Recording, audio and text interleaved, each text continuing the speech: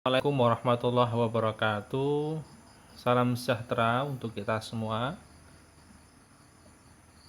Semoga kita semua masih dalam keadaan sehat.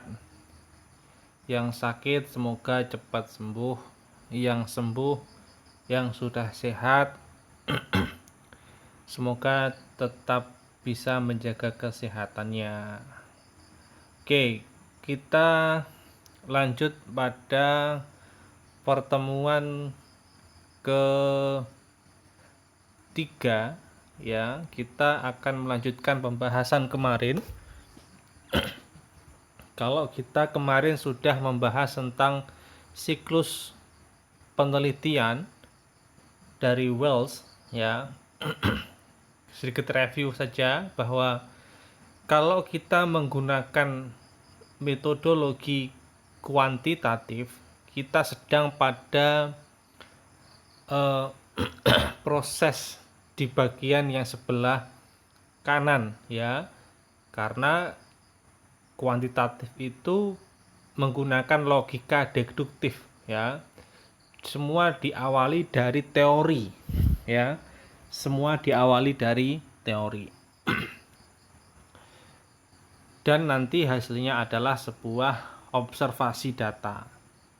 Hal ini berbeda dengan kualitatif.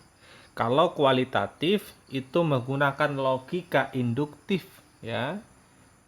Jadi sumber pijakan pertama itu bukan teori, tetapi adalah sebuah realitas sosial, ya. Dan nantinya tahap akhirnya akan menghasilkan sebuah teori. Itu sekilas review dari materi sebelumnya. Kita akan memasuki materi tentang tipe penelitian, ya. Jadi ada beberapa tipe di dalam penelitian itu. Ya, yang pertama itu adalah penelitian eksploratif, ya. Penelitian yang dimaksudkan untuk mengumpulkan sebanyak mungkin informasi tentang suatu realitas sosial, di mana informasi mengenai hal tersebut masih sangat sedikit, ya. Jadi namanya eksploratif. Jadi mengeksplor, mencari tahu sebanyak-banyaknya tentang sebuah realitas sosial, ya. Contohnya semisal kalau kita melihat fenomena bahwa di masa pandemi sekarang ini itu banyak perpustakaan perguruan tinggi itu mencoba untuk memberikan layanan berupa layanan digital, ya. Jadi semua layanan itu diarahkan pada digital. Tetapi bagaimana jika kondisinya itu adalah perpustakaan sekolah, ya, di mana infrastrukturnya sudah sangat berbeda dengan perpustakaan perguruan tinggi, ya. Nah, tentu dalam melihat fenomena realitas sosial ini diperlukan sebuah informasi yang mendalam, ya, terkait dengan mungkin kebijakan di sekolahnya, kebijakan di Kementerian Pendidikannya, atau pustakawan yang atau pengelola perpustakaan sekolah itu, baik itu pustakawan ataupun kepala perpus, ya, atau orang-orang yang terlibat di dalam perpustakaan sekolah itu.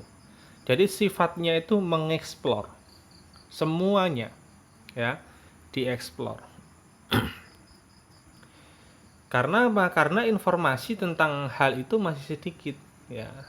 Kita baca literatur itu kok nggak ketemu, ya, nggak ada, ya. Oke lah, berarti kita yang meneliti untuk mengeksplorasi, ya. Itu yang pertama. Kemudian ada yang namanya penelitian deskriptif, ya. Jadi penelitian yang dimaksudkan untuk memberikan gambaran suatu realitas sosial tertentu di mana informasi mengenai hal tersebut sudah ada meskipun tidak terinci dan lengkap, ya. Semisal, ya, sebenarnya sudah ada informasi tentang teknologi eh, artificial intelligence, ya, AI, ya.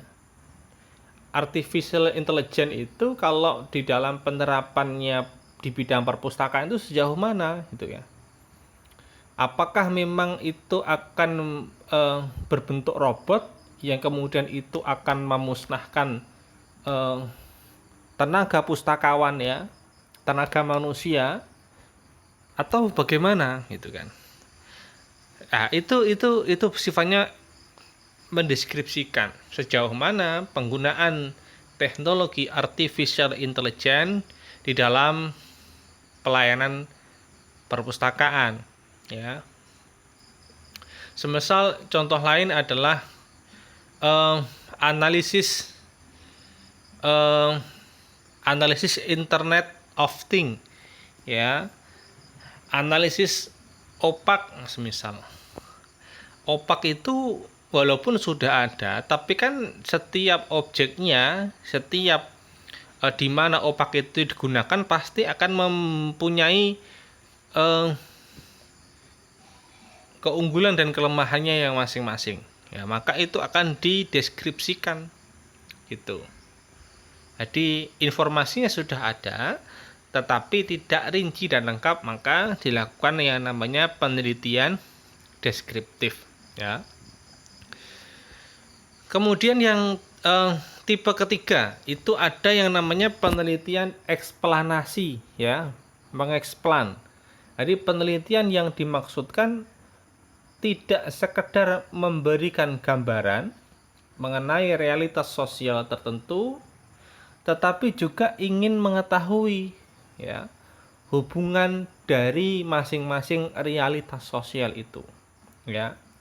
Contohnya, apakah ada hubungan antara kondisi COVID-19 ini dengan maraknya pembelajaran daring, ya.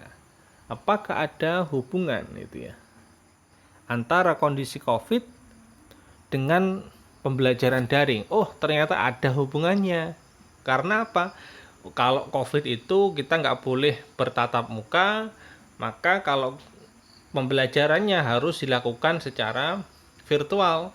Lah, salah satu virtual yang bisa digunakan adalah kelas online gitu kan, e-learning gitu, atau Google Meet, YouTube itu. Semisal lagi contohnya, apakah ada perbedaan antara mahasiswa, apakah ada perbedaan prestasi, ya, antara mahasiswa yang aktif berorganisasi dengan yang non aktif, ya, berorganisasi, ya. Apakah ada perbedaan prestasinya, semisal itu dicari itu dengan kuantitatif, ya, karena akan membedakan, oh ini yang organisasi, ini yang tidak organisasi. Itu namanya eksplanasi. Jadi eksplanasi itu bisa berupa hubungan, mencari hubungan antara A dan B, atau mencari perbedaan, ya, perbedaan antara A dan B, atau mencari pengaruh A kepada B. Nah, itu bagian dari eksplanasi. Nah, di dalam kuantitatif, ya, di dalam metodologi kuantitatif untuk tataran S1 kalian itu boleh hanya deskriptif, boleh, ya, atau eksplanasi boleh, ya. Tapi kok kalian mencoba kalian kalau S1 tuh boleh pada deskriptif dan eksploratif boleh. Tapi kok kalian merasa tertantang untuk mencari hubungan, mencari perbedaan, mencari pengaruh, jadi boleh juga ya. Tetapi minimal kalian bisa mendeskripsikan atau mengeksplorasi ya, begitu. Itu kuantitatif ya. Lah, itu tadi tipe-tipenya. Sekarang tipe penelitian berdasarkan waktu pelaksanaan. Yang pertama itu adalah cross-sectional. Penelitian mengenai sejumlah satuan analisis yang dilihat berdasarkan karakteristik tertentu di mana pengumpulan datanya dilakukan dalam satu waktu tertentu. Ya. Ini contohnya. Contohnya itu kalian lagi skripsian, ya. Karena satu semester itu mungkin maksimal 4 bulan, panjang-panjangnya itu 5 bulan, maka ya dalam waktu itu saja kalian hanya bisa menyelesaikan penelitian. Kalian tidak akan bisa kecuali kalian akan menambah semester gitu. Jadi kalian kerjanya itu dibatasi dalam satu kurun waktu tertentu, ya. Pengumpulan datanya dibatasi dalam satu waktu tertentu. Misal di semester 8 itu 4 semester, ya sudah pas 4 bulan ya 4 bulan itu kalian harus selesai. Tuh. Atau contoh lain, pengumpulan data dari kegiatan pemilu semisal. Pemilu itu kan pengumpulan datanya mulai dari jam 7 pagi sampai jam 1 siang, ya kan? Ya sudah, hanya itu saja jamnya gitu loh. Nggak boleh nanti kok molor sampai jam 3 sampai jam 7 malam tuh nggak boleh. Karena ya jam segitu aturannya gitu. Itu termasuk bagian dari cross-sectional ya. Karena waktunya dibatasi gitu. Ada dalam satu waktu tertentu. Kemudian ada yang namanya longitudinal ya. Penelitian mengenai sejumlah satuan analisis yang pengumpulan datanya dilakukan dalam waktu yang berbeda. Nah, ini. Jadi pengumpulan data itu tidak serta-merta harus selesai dalam satu kurun waktu. Semisal kajian tentang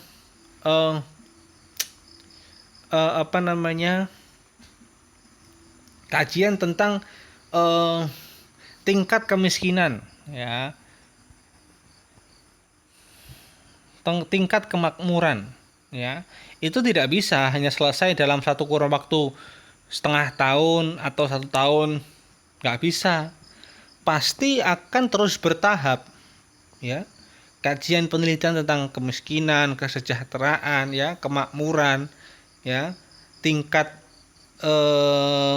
kebahagiaan masyarakat ya, survei tentang itu nggak bisa hanya sekali dilakukan kemudian selesai, karena itu akan terus berurutan gitu. Lah, longitudinal research itu ada dua jenis ya. Yang pertama adalah time series research atau trend study, yaitu penelitian dengan permasalahan yang sama dilakukan pada sampel yang berbeda dalam waktu berbeda ya. Sampelnya sama tapi waktunya berbeda. Masalahnya sama, sampelnya beda, waktunya beda gitu. Ya. Contoh tadi itu tingkat pendapatan gitu ya. Orang dulu semisal anak muda itu karena dia masih sekolah, kemudian dia kan nggak ke survei ya, karena dia masih sekolah ya, belum mendapatkan pendapatan tetap. Tapi karena kemudian di tahun 5 tahun ke depan dia pasti akan ikut survei karena dia sudah bekerja, dia sudah punya pendapatan tetap itu. Nah, itu bagian dari time series research ya. Gitu. Kemudian ada yang namanya panel study. Penelitian dengan permasalahan yang sama dilakukan pada sampel yang sama dalam waktu yang berbeda. Permasalahannya sama, sampelnya sama, waktunya yang berbeda. Contohnya apa? Bentar. Contoh dari jadi contohnya apa ya? Permasalahannya sama, sampelnya sama. Oke, semisal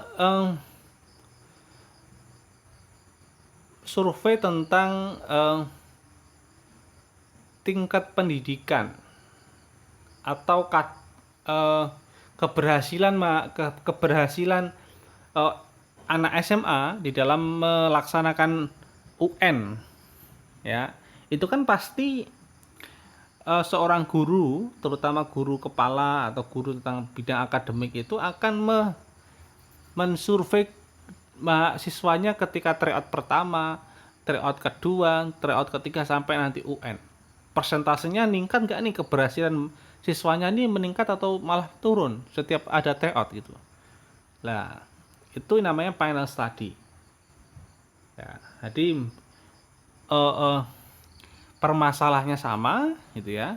Sampelnya sama, hanya waktunya saja yang berbeda. Gitu. Nah, itu namanya dua jenis ini adalah longitudinal research, ya. Lupa ini kuantitatif atau kualitatif? Biasanya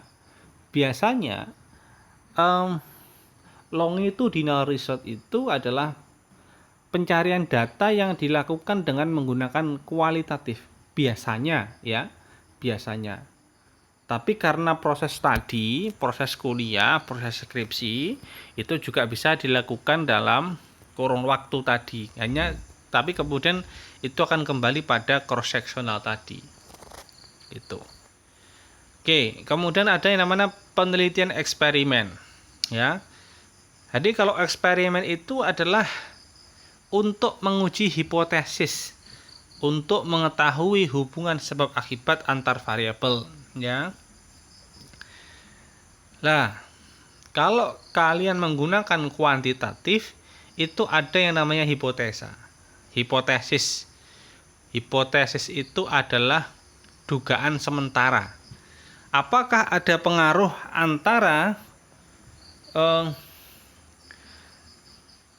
semangat belajar online dengan tingkat prestasi mahasiswa semester 4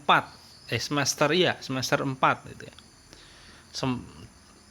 Hipotesisnya adalah semakin semangat belajar online berarti prestasinya semakin tinggi. Lah, itu hipotesisnya seperti itu.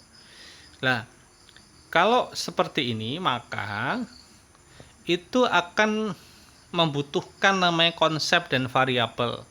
Ya, konsep apa, variabel apa, kita akan belajar itu nanti. Kemudian biasanya dilakukan di laboratorium, di kelas atau di kehidupan sosial. Karena namanya eksperimen, ya. Kemudian dilakukan dengan atau tanpa kelompok pembanding, kontrol grup ya. Grup kontrol ya.